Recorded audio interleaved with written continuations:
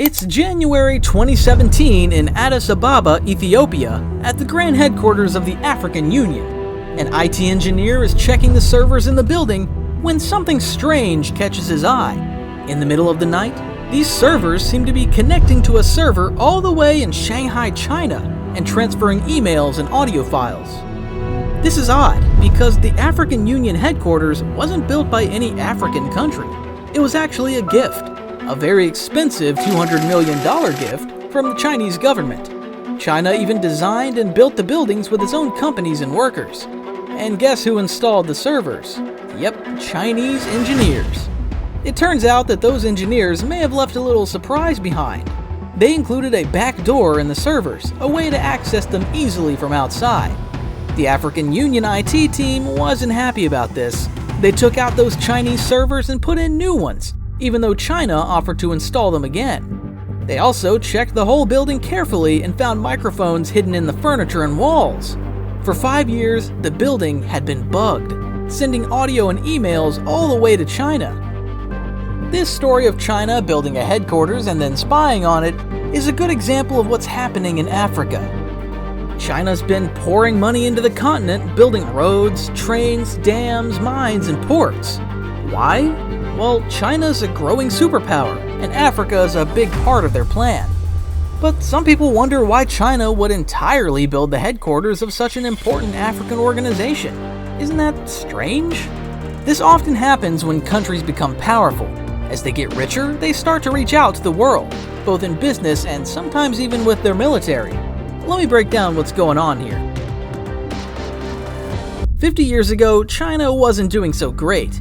It was a poor country with lots of people, but things changed. China decided to open its doors to the rest of the world.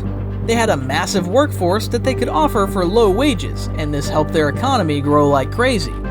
Now, China is super rich, but why did they start looking outside their borders? Can you guess? One big reason is money. Just like how the US became rich and then looked to China for cheap workers, China did the same. However, as China's own workers started earning more, they needed new places for cheap labor and more growth. So they began investing loads of cash, billions of dollars, into Africa. And why Africa? It's simple.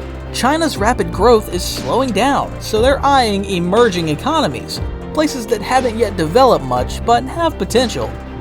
They're seeking untapped markets, places where a little investment could spark significant growth. That's the economic side, but there's more to it. In China, the lines between economics and politics blur, so to understand their moves, you've got to think geopolitically. Look at the map. China's got projects all over Africa except for tiny Swaziland. They're building roads, railways, dams for energy, housing developments, and mining for resources like copper. What's driving all this? China's not just looking for economic gains, they're also extending their influence. By investing in these countries, they're securing relationships, resources, and strategic footholds.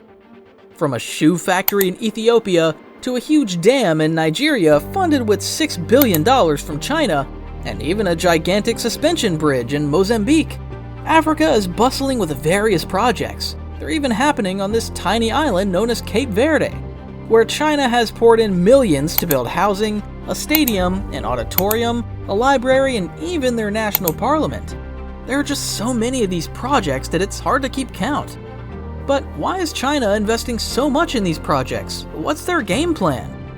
Well, apart from the economic benefits, China's president talks about cooperation and friendship. He says it's the African way, but what does that really mean? Let's zoom in on one of these projects, a remarkable railway system in Kenya. It zips from Nairobi to Mombasa in under 4 hours, faster than any train in the United States. This rail project cost a whopping $3.6 billion, financed mostly by a hefty loan from China's state-run bank. Chinese engineers designed it, Chinese construction firms built it, and now a Chinese company operates it. Even the safety announcements and documentation are in Mandarin. However, despite the shiny exterior, the reality isn't all rosy. It's like China dropped this massive project into Kenya's lap, and now Kenya's stuck with a hefty bill to pay back. Actually, Kenya now owes a ton of money to China, like 72% of its total debt. But there's another darker side too. Actually, the Chinese construction workers who arrived to build this project treated the local workers poorly. They made them sit separately during breaks and punished them for not meeting deadlines or taking out the garbage on time. Also, some Chinese workers were involved in corrupt activities related to the railway project. It's quite clear that the project wasn't really about helping the locals, it just left Kenya in massive debt with a flashy railway. However, not all projects are like that. Some actually benefit locals, like this shiny new road in Lesotho. It used to be all bumpy and rough, but now it's smooth and shiny, making it easier for locals to get around. But hey, let's be real. China's not just being generous here, they're loaning Nigeria a cool $5 billion to build a dam. China sees Nigeria as a place with lots of potential for growth, and they want in on the action. China also likes to give gifts to African countries, like building fancy new government buildings. But nothing in international relations is truly free. China's doing this to make friends and gain influence. These gifts come with strings attached, like getting countries to support China over Taiwan.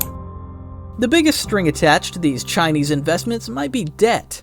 African countries are borrowing a lot of money from China to pay for these projects, and as we all know, owing someone money gives them power over you. What happens if a country can't pay China back? Just look at Sri Lanka. They couldn't pay back China for Hambantota International Port they built, so China said, no problem, just let us use the port for 99 years. Sri Lanka had no choice. Now China has a piece of their land. This sets a scary precedent for other African nations in debt to China. China's grown fast, and they're acting like any superpower would, but that doesn't mean it's okay. There are some serious questions about what all this means for the future of Africa. We need to keep an eye on how all this debt plays out in the future. So, what do you think? Are these projects really just about helping people, or is there more to it? And what about the debt? How will African nations deal with it down the line? If you enjoyed the video, why not hit that subscribe button? We have plenty more captivating content on everything from fascinating economies to geopolitics. Thanks for watching.